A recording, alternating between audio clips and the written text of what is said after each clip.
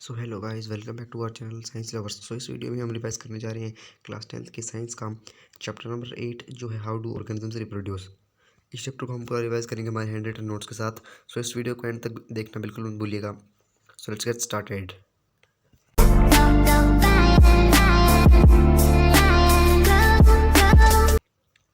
तो यहाँ पे जो हमारी पहली चीज़ है वो है डीएनए कॉपिंग। जो एक रिप्रोडक्शन होती है, रिप्रोडक्शन का मोस्ट बेसिक लेवल पे होता है जो कुछ भी, वो होता है डीएनए का कॉपी। फादर अपना डोनेट करता है स्पर्म और मदर करती है एग। ये दोनों मिलकर फ्यूज़ कर बनते हैं एक जाइगोट। जाइगोट इनका फर्टिलाइजेशन होके फॉर्मेशन होता है जाइगोट का। 50% कैरेक्टरिस्टिक्स स्पर्म के आते हैं जाइगोट में और 50% आते हैं कैरेक्टरिस्टिक्स एग के। अगर आपने हेरिडिटी एंड इवोल्यूशन चैप्टर पढ़ा होगा तो आपने देखा होगा कि एक ही कैरेक्टरिस्टिक डोमिनेंट होते हैं और वो ही कैरेक्टरिस्टिक वो आने वाले सेल में डोमिनेंट होते हैं।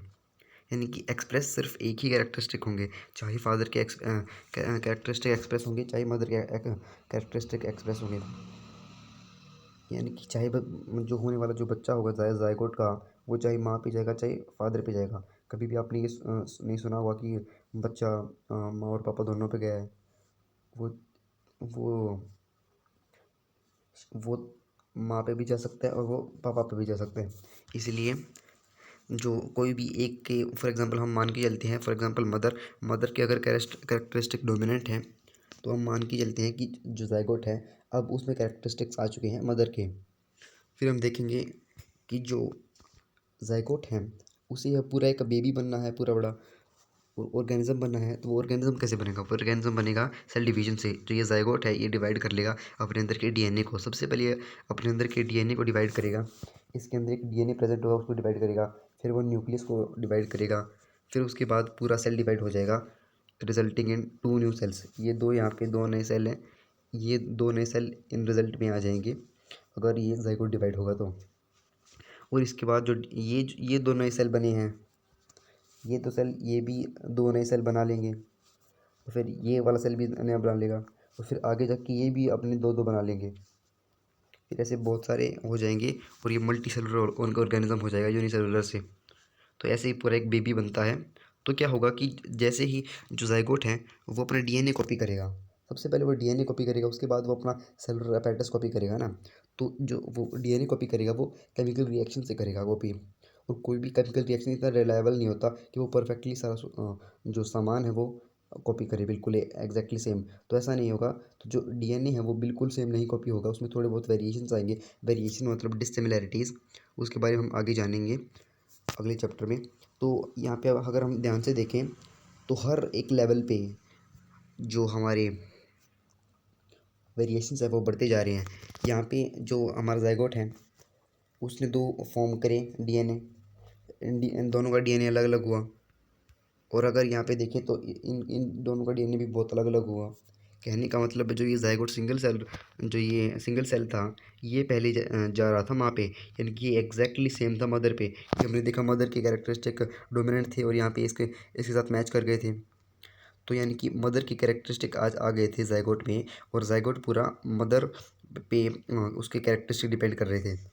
लेकिन जैसे ही यहाँ पे वेरिएशंस आना शुरू हो गया तो धीरे धीरे ये जो जाइगोट है ये जो बच्चा बनने लग गया और ये अपनी माँ जैसा हटने लग गया। यानी कि पहले एग्जैक्टली सेम था अपनी माँ जैसा, लेकिन अब ये वैसा नहीं बनेगा क्योंकि ये बहुत सारी वेरिएशंस आ चुके हैं इसमें। There will be variations each time the zygote will divide in order to become organism. पहले ये जाइगोट था ये बिल्कुल सेम था मदर पे, लेकिन अब जैसे ही वो डिवाइड करता है हर बार एक नया वेरिएशन आ जाता है डीएनए कॉपी करते वक्त।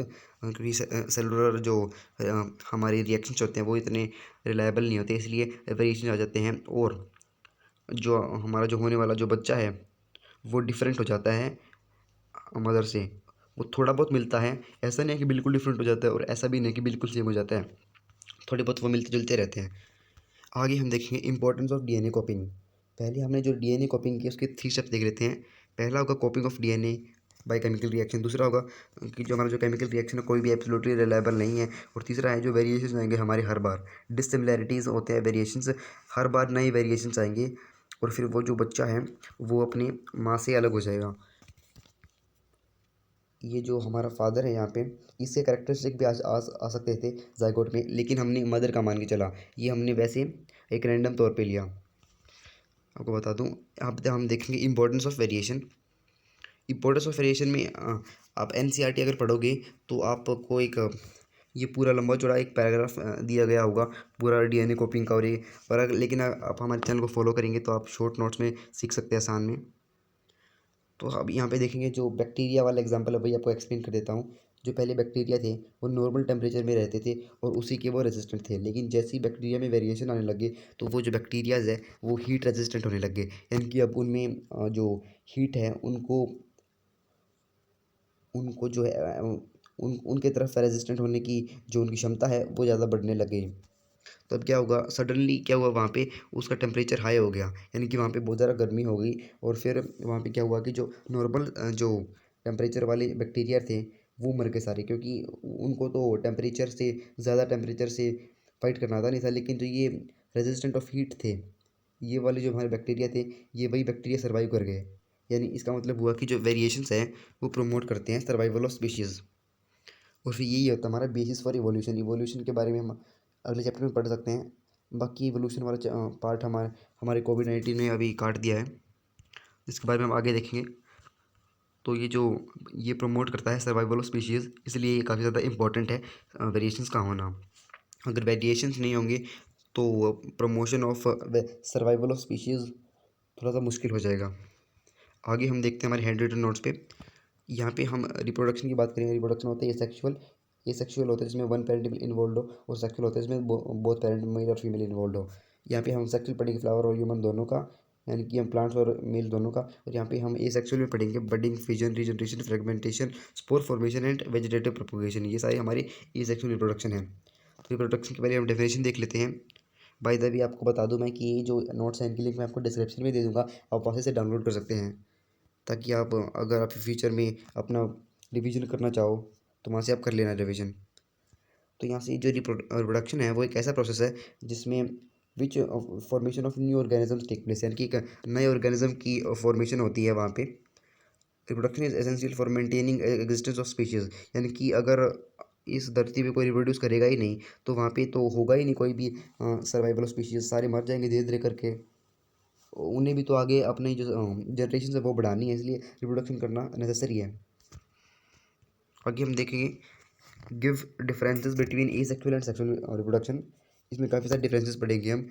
इसकी जो बेसिक हमारा डिफरेंस है सेक्सुअल सेक्सुअल में वो यही है कि ये सेक्सुअल में वन पेरेंट और सेक्सुअल में इन्वॉल्व होते हैं बोथ पेरेंट्स। यहाँ पे इसमें क्या होता है, फ्यूजन फर्टिलाइजेशन टेक्स प्लेस। यहाँ पे सेक्सुअल में फर्टिलाइजेशन होता है, लेकिन यहाँ पे फर्टिलाइजेशन होता ही नहीं है, क्योंकि यहाँ पे फर्टिलाइजेशन जब होगा ना, जब दो पेरेंट होंगे और उनके गैमेट्स आपस में अपना बॉन्ड बनाएंगे। लेकिन ऐसा तो यहाँ पे कुछ नहीं हुआ, ये सेक्सुअल में कोई भी फर्टिलाइजेशन नहीं होता, इसलिए time taken in sexual reproduction is more. जो हमारा सेक्सुअल रिप्रोडक्शन है उसमें बेबी के फॉर्मेशन में काफ़ी टाइम लगता है, लेकिन ये सेक्सुअल रिप्रोडक्शन काफ़ी जल्दी हो जाता है। उसमें बस एक सेल में को बस दो हिस्सों में डिवाइड करना होता है, वो काफ़ी जल्दी हो जाता है। जो हमारा सेक्सुअल रिप्रोडक्शन है उसमें वेरिएशंस काफ़ी ज़्यादा आ जाते हैं। हमने पहले देखा है सेक्सुअल रिप्रोडक्शन था हमारा, ये जो हमारा ये टॉपिक था, ये वाला टॉपिक, इसमें काफ़ी ज़्यादा वेरिएशन हमने देखेंगे। Each time DNA will replicate, new variation will be formed. तो यहाँ पे हमने देखा कि काफ़ी सारे वेरिएशंस आ जाते हैं यहाँ पे, और ये एक एडवांटेज के तौर पे काम करता है हमारे वेरिएशन। और एसेक्सुअल में क्या होता है कि वहाँ पे लेस वेरिएशन होते हैं। आपको बता दूँ कि ये एडवांटेज कैसे है, क्योंकि हमने पहले ही देख लिया था कि वो प्रमोट करता है सर्वाइवल ऑफ स्पीशीज़। फिर हम देखते हैं हमारे पहला एसेक्सुअल रिप्रोडक्शन जो है फिजन। फिजन बेसिकली होता है सिंपली एक सेल को दो सेल में डिवाइड कर दें तो वो हो जाता है फिजन। बाइनरी फिजन बाय मतलब टू, जब एक सेल दो हिस्सों में डिवाइड हो जाता है तो उसे हम बोलते हैं बाइनरी फिजन। जब एक ही सेल मल्टीपल हिस्सों में डिवाइड हो जाता है, मल्टीपल हिस्सों में डिवाइड हो जाते हैं तो उसे हम बोलते हैं मल्टीपल फिजन। इनके बीच का हम डिफरेंस देख लेते हैं। इसमें जो डिफरेंस होता है वो होता है कि जो मल्टीपल फिजन है उसके अराउंड एक सिस्ट बन जाता है। सिस्ट होता है बेसिकली, फॉर एग्जांपल ये एक सेल है, इसके अंदर ये जो अपने आउटर ये कवरिंग डेवलप करेगा ताकि ये अब एनवायरनमेंट से अंदर होने वाले सेल्स को बचा सके, तो इसे हम बोलते हैं सिस्ट। तो यहाँ पे जो इसके अंदर बहुत सारे सेल्स डेवलप हो जाएंगे, और जैसी कंडीशन फेवरेबल हो जाएंगी तो ये सारा सिस्ट टूट जाएगा और यहाँ पे ये सारे खाली हो जाएगी और न्यू सेल्स फॉर्मेशन होंगे यहाँ पे। फिर ये इसके एग्जांपल पढ़ लेते हैं हम। अमीबा, पैरामीशियम, लेशमैनिया में होता है बाइनरी फिजन, और मल्टीपल फिजन इसमें प्लाज्मोडियम में होता है। आप यहाँ पे अमीबा देखिए, अमीबा कैसे स्प्लिट हो जाता है। पहले इसके न्यूक्लियस डिवाइड होता है, फिर इसका सेलुलर apparatus, फिर ये 2 हिस्सों में डिवाइड हो जाते हैं। इनको हम बोलते हैं डॉटर सेल्स। आगे हम देखते हैं प्लाज्मोडियम का। प्लाज्मोडियम में जैसे हमने पहले बताया वैसा ही होता है, इसके अराउंड एक सिस्ट बन जाती है और अंदर काफ़ी सारे सेल्स डेवलप हो जाते हैं। अगला हम देखते हैं बडिंग। बडिंग में क्या होता है, बेसिकली एक जो हमारा जो कोई भी प्लांट या फिर एनिमल है, एनिमल तो नहीं बेसिकली प्लांट मान लो आप एक तरह से, जो ये कोई भी है ऑर्गेनिज्म, उसके अराउंड एक बड डेवलप होने लग जाता है और वो बड धीरे धीरे ग्रोथ करने लगता है और लास्ट में वो एक बड़ा ऑर्गेनिज्म बन जाता है। जैसे फॉर एग्जांपल हाइड्रा, ये हाइड्रा का एग्जांपल आप बोर्ड एग्जाम्स में लिख के आ सकते हैं बडिंग में। फिर हम देखते हैं फ्रेगमेंटेशन। फ्रेगमेंटेशन का मतलब है एक जो कोई भी ऑर्गेनिज्म है वो काफ़ी सारे फ्रेगमेंट्स में डिवाइड हो गया और एक एक फ्रेगमेंट उसका अगर नए ऑर्गेनिज्म को जन्म दे तो उसे हम बोलते हैं फ्रेगमेंटेशन। आप फ्रेगमेंटेशन बेसिकली स्पायरोगायरा में देख सकते हैं। स्पायरोगायरा में क्या होता है, बेसिकली यहाँ पे बहुत सारी इस तरीके से उसके अंदर मल्टी सेलुलर ऑर्गेनिज्म होता है वो, और यहाँ पे ये क्या करता है, या फिर अगर कोई भी एक्सटर्नल फोर्स की वजह से अगर ये टूट जाती है तो क्या करता होता है, इसकी जो सभी जो स्पायरोगायरा है में बेसिकली अगर कोई भी ऑर्गेनिज्म ब्रेक डाउन हो जाए एक्सटर्नल फोर्स से, तो वो उसका जो इंडिविजुअल पार्ट है वो एक नए ऑर्गेनिज्म में ग्रो कर सकता है। इसको हम बोलते हैं regeneration. For example planaria. Planaria हमने यहाँ पे देखा कि जो ये अगर ये टूट जाए बीच में से तो वो जो नया प्लेनेरिया है वो जो नया पार्ट है वो एक नया प्लेन बन सकता है। अब हम आते हैं स्पोर फॉर्मेशन। स्पोर फॉर्मेशन में क्या होता है कि जो कोई ऑर्गेनिज्म है वो स्पोर फॉर्मेट करता है अपने बल्जेस में, और जैसे ही कंडीशंस उसके अकॉर्डिंग होती है, यानी कि आसपास सरफेस मॉइस्ट होता है तो क्या करता है वो, तो वो बस्ट आउट हो जाता है और वो जितने भी सारे स्पोर्स हैं वो इधर उधर फैल जाते हैं और उन स्पोर्स में से निकल जाते हैं ऑर्गेनिजम्स। ऐसा बेसिकली देखने को मिलता है राइजोपस में, फंगस में ब्रेड पे लगी होती है जो, वे यही करते हैं। वो स्पोर्स उनके अगर फट जाएँ तो वो अपने आसपास मॉइस्ट सरफेस पे बैठ जाएंगे और वहाँ पे नया ऑर्गेनिज्म बना लेंगे। अगला है हमारा वेजिटेटिव प्रोपोगेशन। वेजिटेटिव प्रोपोगेशन में क्या होता है कि प्लांट के जो वेजिटेटिव पार्ट्स, यानी कि उनके कुछ प्लांट के ही पार्ट से नए ऑर्गेनिज्म का फॉर्मेशन हो जाए तो उसे हम बोल सकते हैं वेजिटेटिव प्रोपोगेशन। ऐसा देखने को मिलता है नॉर्मली प्लांट्स में। फॉर एग्जांपल ब्रायोफिलम में हम यहाँ पे देखें, ब्रायोफिलम में क्या होता है, उसकी जो लीव्स होती है उसके आसपास बर्ड्स आने लगते हैं और वे बर्ड्स अगर नीचे गिरते हैं तो वो एक नया प्लांट बन जाता है, एक नया सैपलिंग उग आता है उसमें से। आगे हम देखेंगे वेजिटेटिव प्रोपोगेशन की कुछ एडवांटेजेस। ये काफ़ी ज़रूरी है, ये एग्जाम्स में 3 मार्क क्वेश्चन में आ सकते हैं, तो इसलिए इसे ध्यान से देखिए। It is the quick method to produce plants. ये काफ़ी तेज़ मेथड है, इससे प्लांट्स काफ़ी जल्दी उग जाते हैं कंपैरेटिवली दूसरी methods. The new plant formed is identical to the parent plant. वो बिल्कुल आइडेंटिकल होता है उसके पेरेंट प्लांट जैसा दिखता है, वो सेम टू सेम जैसा उसका पहले वाला प्लांट था। Some plant do not produce seeds so they can also be produced by using this method. कुछ जो हमने देखे कुछ ऐसे plants, for example banana, rose, ये ग्रेप्स फॉर एग्जांपल, ये सीड तो प्रोड्यूस करते नहीं हैं, तो ये क्या करेंगे, अब इनकी तो अब हम इन्हें और रिप्रोड्यूस नहीं कर सकते क्योंकि अब तो सीड तो है नहीं, सीड को बो के अब हम कर देते हैं। लेकिन क्या हुआ यहाँ पे, हम अब सीधा बनाना को ही नीचे ज़मीन में दाबने लग गए और बनाना में से एक नया प्लांट उगने लग गया। तो ऐसा होता है वेजिटेटिव प्रोपोगेशन में। तो ये जिन प्लांट्स में सीड्स नहीं आते उनमें वेजिटेटिव प्रोपोगेशन हो जाती है और ये काफ़ी अच्छी एडवांटेज बन जाती है उनके लिए। Less attention is given to the plant which is produced from vegetative propagation. वहाँ पे उसे कम अटेंशन देने की ज़रूरत पड़ती है, वो अपने आप ही उगने लगता है, यानी कि उसकी जो हेल्थ है प्लांट की वो भी बेटर हो जाती है। अब हम देखेंगे आगे टिश्यू कल्चर के बारे में। टिश्यू कल्चर एक आर्टिफिशियल होता है, आर्टिफिशियल वेजिटेटिव प्रोपोगेशन आप ऐसे कह सकते हैं। टिश्यू कल्चर में क्या होता है कि कुछ ऐसे प्लांट्स होते हैं जिन्हें पूरा का पूरा ज़मीन में गाड़ना पॉसिबल नहीं है क्योंकि वो बहुत महंगे होते हैं, कुछ ऑर्नामेंटल प्लांट्स, तो उन्हें क्या करते हैं उनसे कुछ टिश्यू लेते हैं और उन टिश्यूज़ को एक हार्मोनल सॉल्यूशन में रख देते हैं और फिर उसके अंदर ही वो ग्रो हो जाता है और बाद में उन्हें सोइल पे लगा देते हैं, फिर वो एक नया प्लांट बन जाता है। ऐसा हमें देखने को मिलता है टिश्यू कल्चर में। वहाँ पे हम हॉर्मोन्स को भी काफ़ी नेसेसरी रखते हैं, जैसे ऑक्सिन वगैरह, उसके बारे में हमने पहले चैप्टर में पढ़ा था। ऑक्सिन, जिबरेलिन, इनसे वो एनरिच्ड होते हैं और फिर वो क्या करते हैं, वो एक ग्रो होने लगते हैं वो एक नए इंडिविजुअल में। तो आप इसमें यही देखेंगे। और जो सेल्स का जो हम यहाँ पे एक ग्रुप है उसे कैलस बुला रहे हैं हम यहाँ पे, अदरवाइज़ हम सेल के ग्रुप को टिश्यू बुलाते हैं लेकिन यहाँ पे कैलस दिया गया है। ओके, फिर हम आगे देखते हैं एडवांटेजेस ऑफ टिश्यू कल्चर। इनकी कुछ एडवांटेजेस देखेंगे हम। इनके एडवांटेजेस हैं कि ये बिना सीड्स के ग्रो हो सकते हैं, यानी कि हमने पहले ही देखा कि जो जिन प्लांट्स के सीड नहीं है वो कैसे ग्रो होंगे, वो वेजिटेटिव प्रोपोगेशन से हो सकते हैं और वे टिश्यू कल्चर से भी हो सकते हैं। और जो ये these plants which dough not produce viable seeds can also B propagated. जो सीड्स प्रोड्यूस नहीं करते, अगेन वही बात हो गई, वो प्रोपोगेट हो सकते हैं। Large number of plants can be obtained from a small piece of tissue. हमने ये काफ़ी ज़रूरी पॉइंट है, आप इसे नोट डाउन कर लीजिए कि छोटे से टिश्यू से भी काफ़ी ज़्यादा प्लांट्स हम ग्रो कर सकते हैं। स्पेशली ऐसे प्लांट्स जो काफ़ी महंगे आते हों, तो पूरा का पूरा पौधा अगर हम लगाएं तो हमें उसे एक ही प्लांट मिलेगा, यानी कि उसमें कुछ बचत तो करनी पड़ेगी। तो उस बचत के आइडिया से हम क्या करते हैं, एक एक टिश्यू को हम कीमती मानकर चलते हैं और फिर उसका टिश्यू कल्चर करा देते हैं। तो ये काफ़ी ईजी और इकोनॉमिकल टेक्निक है। आगे हम बढ़ते हैं सेक्सुअल रिप्रोडक्शन में। सेक्सुअल रिप्रोडक्शन में क्या होता है कि जो हमारा जो हमने पहले देखा कि यहाँ पे सिर्फ एक ही पेरेंट इन्वॉल्व था, टिश्यू एक अकेला ग्रो हो गया नया प्लांट में। लेकिन अब यहाँ पे क्या होगा, यहाँ पे दोनों प्लांट्स यानी कि दोनों सेक्स का इन्वॉल्व हो गया, यहाँ पे मेल और फीमेल। तो इसे हम बोलते हैं सेक्सुअल रिप्रोडक्शन। पहले हम देख लेते हैं यूनिसेक्सुअल फ्लावर्स और बायसेक्सुअल फ्लावर्स में डिफरेंस। यूनिसेक्सुअल फ्लावर्स वो होते हैं जिनका एक सेक्स होता है, यानी कि वो आइदर मेल होते हैं या फिर आइदर फीमेल होते हैं, यानी कि चाहे उनके स्टेमन होगा या फिर उनके पिस्टिल होगी। हम यूनिसेक्सुअल फ्लावर्स के एग्जांपल देखें तो वो होंगे वाटरमेलन, पपाया। और बायसेक्सुअल के फ्लावर के एग्जांपल होंगे चाइना मस्टर्ड, हिबिस्कस। आगे हम देखते हैं जो फ्लावर होते हैं उसके पार्ट्स हम देख लेते हैं। फ्लावर के बेसिकली पार्ट्स, पहला पार्ट है स्टेमन। अब इसके लास्ट में आप देखिए मैन है, स्टेमन। तो मैन क्या होते हैं, मैन होते हैं मेल, इसलिए आप समझ लीजिए कि जो स्टेमन है ये भी मेल है। इस तरीके से आप इन्हें याद रख सकते हैं। It is the male reproductive part of flower. और पिस्टिल जो है, पिस्टिल कार्पल, कार्पल को आप कंफ्यूज हो जाते हैं कई सारे बच्चे।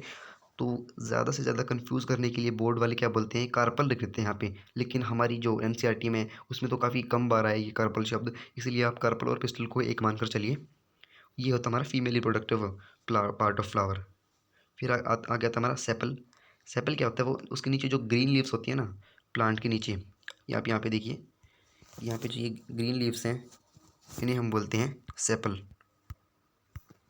और जो पेटल होता है वही होता है जो प्लांट के हेड या फिर अलग अलग कलरफुल पत्ती जो ऊपर के होते हैं उन्हें हम बोलते हैं सेपल्स, सॉरी सॉरी पेटल्स। ये क्या करते हैं, ये ब्यूटीफुल होते हैं और अट्रैक्टिव भी होते हैं। तो कि ये क्या करते हैं, बहुत सारे इंसेक्ट्स को खींचते हैं अपनी तरफ और पोलिनेशन करते हैं वो इंसेक्ट्स। पोलिनेशन हम यहाँ पे देखेंगे। पोलिनेशन का मतलब है कि मेल रिप्रोडक्टिव पार्ट से पोलन ग्रेन का ले जाना और फीमेल रिप्रोडक्टिव पार्ट पे छोड़ देना। तो अब क्या होंगे, इंसेक्ट्स आएंगे बहुत सारे, उनके पैरों पे कई सारे चिपक भी जाएंगे, क्या पता वो पोलन ग्रेन्स। और अगर वो फिर से स्टिग्मा पे लैंड करेंगे, स्टिग्मा मतलब पेस्टिल का ऊपर वाला पार्ट, तो वो क्या होगा वहाँ पे, वो फर्टिलाइजेशन हो जाएगा और वो नीचे अपनी डक्ट बनाने लग जाएगा। ऐसा होता है पोलिनेशन में। पोलिनेशन भी टू टाइप का, सेल्फ पोलिनेशन, क्रॉस पोलिनेशन। जब एक ही पौधे में सेल्फ यानी कि एक ही, अब एक ही प्लांट में जब एक ही प्लांट का जो मेल रिप्रोडक्टिव पार्ट है उससे अगर पोलन गिर जाए स्टेमन पे, सॉरी पिस्टल पे, यानी कि मेल रिप्रोडक्टिव पार्ट से फीमेल रिप्रोडक्टिव पार्ट में एक ही फ्लावर में अगर फर्टिलाइजेशन हो जाए तो उसे हम बोलते हैं सेल्फ पोलिनेशन। और जबकि दूसरे फ्लावर में अगर पोलिनेशन होगी, यानी कि एक मेल से दूसरे फ्लावर की फीमेल में अगर फर्टिलाइजेशन या फिर पोलिनेशन होगी तो उसे हम बोलते हैं क्रॉस पोलिनेशन। आप यहाँ पे देखिए जो सेल्फ पोलिनेशन है वो होता है, वो हो सकती है यूनिसेक्सुअल में। बायसेक्सुअल में सेल्फ पोलिनेशन जो है यानी कि अपने आप में, अपने आप के जो फ्लावर हैं उसके ऊपर कौन लैंड करा सकता है पोलन ग्रेन्स, जो बायसेक्सुअल होगा, क्योंकि उसके पास दोनों सेक्स होंगे तभी तो वो अपना जो पॉलिनेशन है वो करेगा। लेकिन जो क्रॉस पॉलिनेशन है वो होती है हमारी यूनिसेक्सुअल फ्लावर्स में। तो इसका आप ध्यान रखिए। आप आगे हम देखेंगे फर्टिलाइजेशन के बारे में। फर्टिलाइजेशन सिंपल सा प्रोसेस है, मेल गैमेट फीमेल गैमेट जब फ्यूज़ कर जाते हैं वो जाइगोट बनता है, उन्हें बोलते हैं फर्टिलाइजेशन। और मेल गैमेट फीमेल गैमेट हमारे रिप्रोडक्टिव सेल्स होते हैं। मेल गैमेट होता है यहाँ पे होता है, एनिमल्स में होता है स्पर्म्स और ह्यूमंस में होता है ओवम। यहाँ पे क्या होगा, पोलन पोलन ग्रेन के अंदर जो हमारा मेल गैमेट होगा वो लैंड कर जाएगा हमारी यहाँ पे स्टिग्मा पे, ऊपर वाले पार्ट को हम यहाँ पे स्टिग्मा बोलते हैं। इसके ऊपर लैंड कर जाएगा और फिर ये नीचे अपने डक्ट बनाने शुरू कर देगा और वो डक्ट यहाँ पे नीचे चली जाएगी और यहाँ पे जाके वो अपने ओव्यूल से फर्टिलाइज कर लेगा।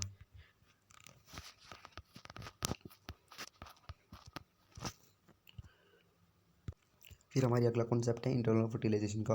इंटरनल फर्टिलाइजेशन वहाँ पे होती है जहाँ पे एक ही जो हमारा ऑर्गेनिज्म है उसके उसके बॉडी के अंदर फर्टिलाइजेशन हो। जैसे कि मेनली ह्यूमंस में होता है, फीमेल की जो बॉडी है उसके अंदर फर्टिलाइजेशन होती है, तो इसे हम बोलते हैं इंटरनल फर्टिलाइजेशन। इसके एग्जांपल है ह्यूमन बींग्स वगैरह। फिर हमारा एक्सटर्नल फर्टिलाइजेशन यानी कि जो बॉडी के बाहर अगर male gamete female gamete fuse हो और बॉडी के बाहर जाइगोट का फॉर्मेशन हो तो उसे बोलते हैं एक्सटर्नल फर्टिलाइजेशन। इसके एग्जांपल है फ्रॉग्स में, क्रोकोडाइल्स में। फिर यहाँ पे हम देखेंगे जर्मिनेशन। जर्मिनेशन होता है बेसिकली छोटे से जो सीड है उसका ग्रो हो जाना नए प्लांट में। तो हमने जो चैप्टर है कैसे शुरू किया था, हमने शुरू किया था कि प्लांट जो हम नए ऑर्गेनिज्म कैसे बनेंगे, लेकिन हमने यहाँ पे देखा कि अगर यहाँ पे वो पोलन लैंड करे और नीचे चला जाए तो यहाँ पे एक सीड बन जाएगा। क्या बन जाएगा? सीड। लेकिन अभी भी वो नया प्लांट बना नहीं है, वो एक सिर्फ सीड है। हमें चाहिए एक और नया प्लांट क्योंकि हमने करानी है रिप्रोडक्शन। रिप्रोडक्शन मतलब कि एक नए प्लांट का बनना। लेकिन हमने यहाँ पे अभी तक सिर्फ सीड बनाया है। सीड को जब वो नीचे गिर जाएगा, ज़मीन के अंदर जर्मिनेट होगा, तो उसे हम बोलेंगे एक रिप्रोडक्शन बेसिकली। तब वो कहलाएगा पूरा स्टेज ऑफ रिप्रोडक्शन। अभी तक ये आधा रिप्रोडक्शन ही हुआ है, यानी कि अभी ये आधा पौधा ही है। सीड पूरा पौधा बनेगा जब वो जर्मिनेशन करेगा। आगे हम देखेंगे जो हमारा फीमेल रिप्रोडक्टिव पार्ट है उसके आप याद रख लीजिए। जो बिल्कुल ऊपर वाला हिस्सा है उसे हम बोलते हैं स्टिग्मा, बिल्कुल ऊपर वाला। और जो बीच में है उसे हम बोलते हैं स्टाइल। और जो नीचे वाला हिस्सा उसे हम बोलते हैं ओवरी। और जो हमारा जो पोलन ग्रेन है उसके अंदर से मेल जर्म सेल नीचे की ओर जाता है एक डक्ट में। ये डक्ट अपने खुद फॉर्मेट करता है। अनलाइक ह्यूमंस में क्या होता है कि जो अंदर एक जो हमारी जो ट्रैक है वो बना रहता है, लेकिन ये अपना ट्रैक खुद बनाते हैं और अपना ओवरी तक रास्ता ढूंढते हैं। आगे हम देखेंगे जो हमारे सीड है उसके डिफरेंट पार्ट्स। सीड जो होता है उसके अंदर दो पार्ट्स होते हैं, दो ही याद रख लीजिए आप, प्लूम्यूल और रेडिकल। रेडिकल आर से मतलब रूट। जो रेडिकल होगा उसका मतलब होगा रूट, वो फ्यूचर में होने वाली रूट होगी। और प्लूम्यूल होगा वो होगा ऊपर का प्लांट यानी कि शूट। और कोटिलेडन होता है फूड स्टोर होता है, इसमें एनर्जी मिलती रहती है सीड को ग्रो होने में। तो ये था हमारा जर्मिनेशन। तो यहाँ पे एक इम्पोर्टेंट कॉन्सेप्ट आ जाता है हमारा सेक्सुअल रिप्रोडक्शन इन ह्यूमंस। ये ह्यूमंस में कैसे होता है हमने प्लांट्स में देखा पहले, अब ह्यूमंस में हम देखेंगे। हम देखें पहले यहाँ पे male reproductive system. Male reproductive system में क्या होते हैं, यहाँ पे होता है टेस्टिस, स्क्रोटम, एपिडाइमिस। ये आप डायग्राम देखिए यहाँ पे। तो यहाँ पे क्या हुआ कि जो ये टेस्टिस है वो बनाता है अपने स्पर्म्स। स्पर्म बनाता है वो, टेस्टोस्टेरोन भी बनाता है, उसके बारे में बात करने नहीं कर रहे हैं। तो वो स्पर्म बना के अपने यहाँ पे वास्ट डिफरेंस पे भेज देता है। और जो वास्ट डिफरेंस है वो कनेक्ट हो जाती है यहाँ पे इस पाइप में। और इस पाइपलाइन में क्या होता है, यहाँ पे दो ग्लैंड प्रेजेंट होते हैं। दोनों ग्लैंड के नाम आप अच्छे से याद कर लीजिए। एक का नाम है प्रोस्टेट ग्लैंड, दूसरे का नाम है सेमिनल वेसिकल। सेमिनल वेसिकल ये छोटी छोटी हम यहाँ पे देखेंगे बर्ड शेप स्ट्रक्चर, ये होते हैं सेमिनल वेसिकल। और ये सर्कुलर सा जो ग्लैंड है ये होता है हमारा प्रोस्टेट ग्लैंड। और यहाँ से डायरेक्टली जो हमारी ट्यूब है वो कनेक्ट होती है यूरेथ्रा में। यूरेथ्रा आप सभी को पता होगा। नीचे वाली जो ये पाइप है जो एक्सक्रीशन में भी काम आती है उसे हम बोलते हैं यूरेथ्रा। तो ये आउटर ये है पेनिस हमारा, और ये है हमारा टेस्टिस। फिर हम यहाँ पे देखेंगे कि जो एपिडाइमिस है, एपिडाइमिस होता है यहाँ पे, ये यहाँ पे हमने लिख रखा, ये वाला जो हिस्सा होता है टेस्टिस का उसे हम बोलते हैं एपिडाइमिस। वो जो इसके हम डिफरेंट पार्ट की एक्सप्लेनेशन देख लेते हैं। टेस्टिस वो प्रोड्यूस करते हैं, यानी कि वो होते हैं मेल रिप्रोडक्टिव ऑर्गन्स होते हैं वो मेन, तो वो प्रोड्यूस करते हैं टेस्टोस्टेरोन और स्पर्म्स। स्क्रोटम वो सैक लाइक स्ट्रक्चर होता है, वो बाहर होता है अब एब्डोमिनल कैविटी से। यानी कि ये बॉडी के अंदर क्यों नहीं होता, वो बाहर क्यों होता है। जनरली फीमेल्स में क्या होता है, फीमेल्स में जो ये जो ओवरी है वो एग प्रोड्यूस करती है, वो जनरली बॉडी के अंदर होती हैं। लेकिन जो मेल्स है उनमें ये जो टेस्टिस ही बाहर के होते हैं। उसका ये काफ़ी रीज़न है। उसका रीज़न है कि जो ये है टेस्टिस, उसे 2 से 3 डिग्री सेल्सियस नीचे का तापमान चाहिए होता है स्पर्म को बनाने में। यानी कि उसे थोड़ा ठंडा एनवायरनमेंट चाहिए होता है, लेकिन बॉडी के अंदर रहता गर्म। तो इसलिए अगर बॉडी के अंदर रहेगा तो ये तो बना नहीं पाएगा, तो इसलिए ये एब्डोमिनल कैविटी से बाहर होता है। फिर यहाँ पे हमारा एपिडाइमिस। एपिडाइमिस हमने देखा ये कोइल शेप्ड स्ट्रक्चर होती है जो टेस्टिस से अटैच्ड होती है। और वास्ट डिफरेंस होती है जो यूरेथ्रा को और टेस्टिस से कनेक्ट करें उसको हम बोलते हैं वास्ट डिफरेंस। सेमिनल वेसिकल होती हैं जो हमारे ग्लैंड्स होते हैं, इनके बारे में आप देख लीजिए। The seminal vesicle form about 60% of the semen. Semen आप यहाँ पे स्पर्म से और रिलेट कर लीजिए तो 60% ऑफ द सीमन यानी कि जो 60% है हमारे सीमन का वो आता है सेमिनल वेसिकल से। It activates the enzyme present in the sperm यानी कि जो स्पर्म है उसके अंदर जो कुछ एंजाइम्स होते हैं जो अपना काम करते हैं उनको ये एक्टिवेट कर देता है। It also stimulates vaginal contraction. आगे हम देखेंगे प्रोस्टेट ग्लैंड्स के फंक्शंस। ये जो प्रोस्टेट ग्लैंड है ये सिक्रेट करता है 30% ऑफ द सीमन यानी कि 30% जो सीमन है वो प्रोस्टेट ग्लैंड से आता है। It provide nutrition to the sperm and also help in activating them. ये स्पर्म जो न्यूट्रिशन मिलेगी उसे यानी कि उसे एनर्जी जो मिलेगी वो मिलेगी यहाँ से प्रोस्टेट ग्लैंड से। It also neutralize the acidity of urine which may kill the sperm. जैसे आपने यहाँ पे देखा होगा कि यहाँ पे जो एक ही पाइपलाइन से यूरिन आएगा और एक ही पाइपलाइन से हमारे स्पर्म आएगा तो क्या होगा, स्पर्म जो होता है वो होता है एसिडिक। अगर ये स्पर्म जो सॉरी यूरिन होता है वो होता है एसिडिक। अगर ये जो यूरिन है स्पर्म के साथ मिल गया तो वो क्या करेगा, वो उसे किल कर देगा। तो उसे रोकने के लिए ये क्या करता है, जो प्रोस्टेट ग्लैंड है वो उसे थोड़ा बेसिक नेचर का बना देता है। जैसा कि हमने यहाँ पे देखा विच में किल द स्पर्म। यूरेथ्रा जो होता है वो passes through the sperm and urine are ejaculated यानी कि ये एक्सक्रीशन में काम आता है बेसिकली, जो हमारी यूरेथ्रा है। आउटसाइड द बॉडी हम देखेंगे penis. It is the organ which is use for sexual act and transfer of sperm into the vagina. Sperm को हम अब फीमेल पार्ट है उसके अंदर अगर हम एंटर कराएंगे तो उसे हम चाहिए होगा एक पेनिस ताकि वो उसके अंदर ट्रांसफ़र हो सके। आगे हम देखेंगे फीमेल रिप्रोडक्टिव सिस्टम। इसमें जो फीमेल गैमेट को प्रोड्यूस करने वाला ऑर्गन है वो यहाँ पे ओवरी होता है। हमारे मेल में था टेस्टिस, यहाँ पे था ओवरी। ओवरी जो होता है वो प्रोड्यूस करता है फीमेल जर्म सेल्स, इसे हम ओवा भी बोल सकते हैं। और ये इसके साथ ईस्ट्रोजन और प्रोजेस्टेरॉन भी सिक्रीट करता है। ये हमारे हार्मोन्स होते हैं जिसकी वजह से जो गर्ल्स में चेंजेस हमें देखने को मिलते हैं वो आते हैं। फेलोपियन ट्यूब जो जो होती हैं हमने यहाँ पे पहले देखा, जो वास्ट डिफरेंस है उसका उस तरीके से ये काम होता है इसका फेलोपियन ट्यूब का यहाँ पे कनेक्ट करने में ओवरी को यूट्रस से। It is the place where fertilization of ovum takes place. Fallopian tube में ही फर्टिलाइजेशन होता है। क्या होता है कि यहाँ से जो स्पर्म्स है वो एंटर कर जाते हैं और यहाँ से जाके किसी में भी जा सकते हैं, इस तरफ भी जा सकते हैं इस तरफ भी जा सकते हैं। अब हम मान के चलते हैं इस ओवरी ने एग प्रोड्यूस किया है और एग यहाँ पे है तो क्या होगा, यहाँ पे हो जाएगा फर्टिलाइजेशन और इसे हम बोलते हैं यहाँ पे इसे फेलोपियन ट्यूब। फेलोपियन ट्यूब में होता है fertilization. It is the site of fertilisation.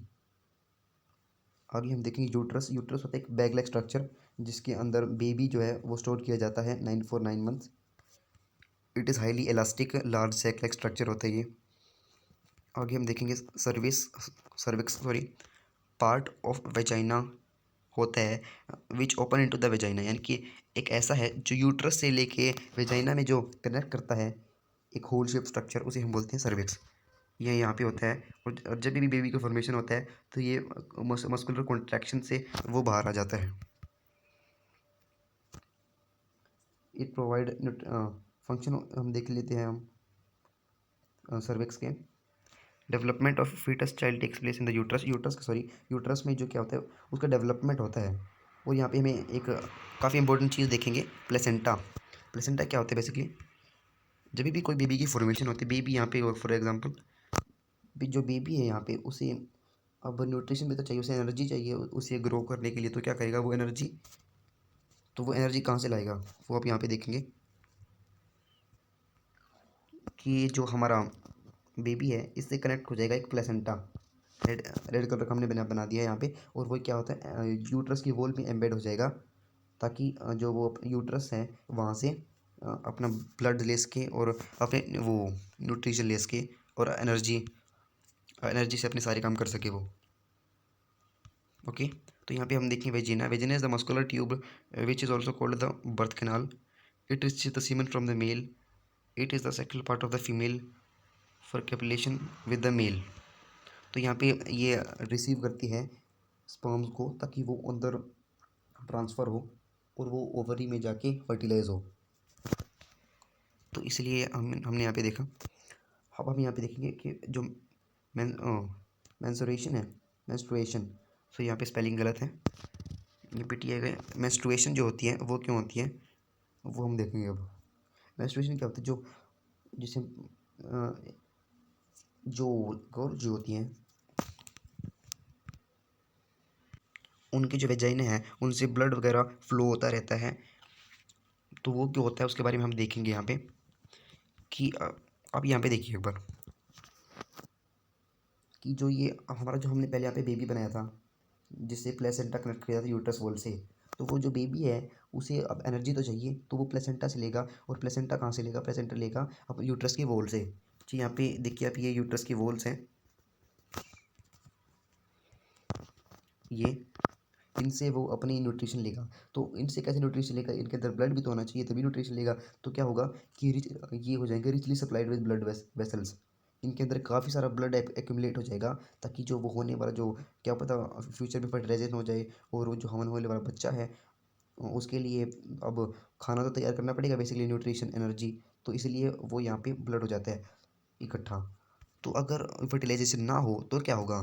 तो ये तो सारी वेस्ट जाने वाली है, क्योंकि अब तो फर्टिलाइजेशन हुआ ही नहीं। अब तो जो होने वाला जो बच्चा था वो उसके लिए काम आती है एनर्जी देने में। तो अब क्या हुआ, ये यूँ की यूँ बाहर चली जाएगी बॉडी से through the vagina in the form of blood and mucus. इसे हम बोलेंगे मेंस्ट्रुएशन।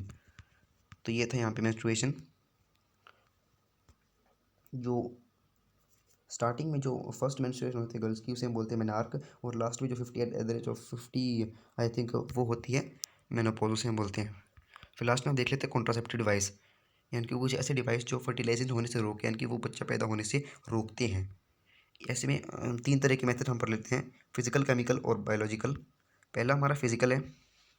फिजिकल मेथड में क्या होता है, जो हम जो बॉडी के बाहर से कोई फिजिकल बैरियर बना लें ताकि जो स्पर्म है वो वजाइना के अंदर एंटर ना करे, तो उसे हम बोलते हैं फिजिकल मेथड। ये कॉन्डम जो है वो एक काफ़ी अच्छा एग्जांपल है फिजिकल मेथड का।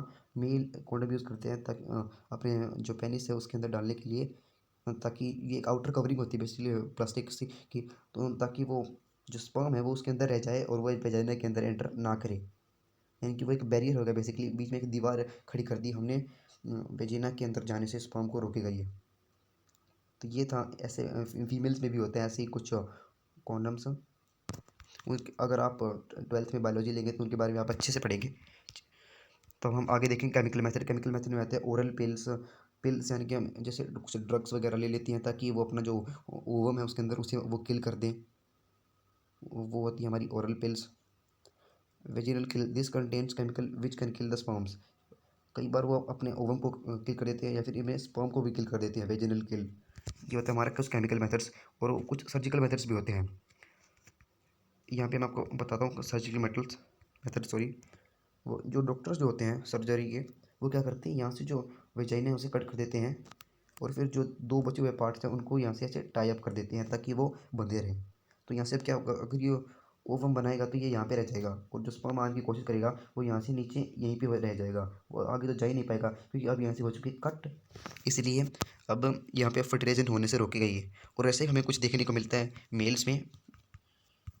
मेल्स का हमारा डायग्राम ऊपर था। मेल्स में क्या होता है, जो वास्ट डिफरेंस है उसे अब कट करके हम टाइप कर देते हैं। यहाँ से हमने कट किया और यहाँ से कोई थ्रेड लिया और यहाँ से ऐसे टाई कर दिया ताकि वो जुड़े रहे, वो कहीं और लटके नहीं। तो इसलिए ये जो है, तो क्या होगा, अब यहाँ से जो स्पर्म है यहाँ से आ जाएगा और वो यहीं पे रीएब्जॉर्ब हो जाएगा, वो आगे जा ही नहीं पाएगा। तो अब स्पर्म पेनिस से बाहर निकलेगा ही नहीं। ये होते कुछ सर्जिकल मेथड्स। ये थे हमारे कुछ कॉन्ट्रासेप्टिव डिवाइसेस। आगे हम कॉपर टी के बारे में पढ़ेंगे। कॉपर टी क्या होता है बेसिकली, कॉपर कॉपर नाम से पता लग रहा है वो कॉपर मेटल का बना होता है और वो टी शेप का होता है, यानी कि कुछ ऐसी वो मेटल का होता है बना, वो हम थ्रू द सर्जरी इसके अंदर पुट कर देते हैं कुछ इस तरीके से। तो वो अब क्या होगा, अगर अगर जो कोई भी स्पर्म एंट्री करने की कोशिश करेगा वो यहाँ तक आ जाएगा, वो इसके अंदर घुस ही नहीं पाएगा इसी में या फिर इसमें, क्योंकि अब यहाँ पे इसने बिल्कुल ब्लॉक कर दिया है फेलोपियन ट्यूब को। और अब ये जो कॉपर टी है ये बिल्कुल भी यानी जो है ये फर्टिलाइजेशन को रोकेगी और यहीं पे जो स्पर्म है वो यहीं पे किल हो जाएंगे। ये था हमारा कॉपर टी। वो सर्टेन लूप्स वगैरह भी यूज़ करती फीमेल्स फर्टिलाइजेशन ना होने से, रोकती हैं वो उसे। और फिर हम देखते हैं यहाँ पे कुछ सेक्सुअली ट्रांसमिटेड डिजीज़ का, यानी कि एसटीडीज़ का। कुछ इनमें से कुछ बैक्टीरिया से फैलती है, कुछ वायरस से फैलती हैं। जो बैक्टीरिया से फैलती है उनमें से कुछ होती है गोनोरिया, सिफिलिस, और जो वायरस से फैलती हैं वो होती है वॉर्ड्स, HIV एड्स। तो वो हो जाता है हमारा HIV एड्स। ये था हमारा viral sexually transmitted disease. Oral pill change hormonal balance age कौन साइड इफेक्ट्स। जो ओरल पिल्स हैं वो अच्छे नहीं होते, बेसिकली एक अच्छे नहीं माने जाते हैं, क्योंकि वो साइड इफेक्ट देते हैं, हार्मोनल बैलेंस को बिगाड़ देते हैं। और जो कॉपर टी है उसके भी साइड इफेक्ट होते हैं, वो इरिटेशन करते हैं, यूट्रस में काफ़ी ज़्यादा इरिटेशन होने लगती है। आप सोच के देखिए, अगर हमारे शरीर में कोई कॉपर की लोहे की चीज़ रख दे तो हमें कैसा महसूस होगा, कुछ इरिटेशन नहीं होगी। इसलिए कुछ ऐसे फीमेल्स के साथ होते हैं, उनके अंदर एक इरिटेशन होती है। Surgery methods can cause infections and other problems if not perform properly. वो सर्जरी तो आपको पता ही है, अच्छे से अगर नहीं करोगे तो कुछ भी महंगा, हमें महंगा पड़ सकता है वो। तो इसलिए इन सभी के ये लिमिटेशंस भी हैं। तो हमने यहीं पे कंप्लीट कर दिया हमारा चैप्टर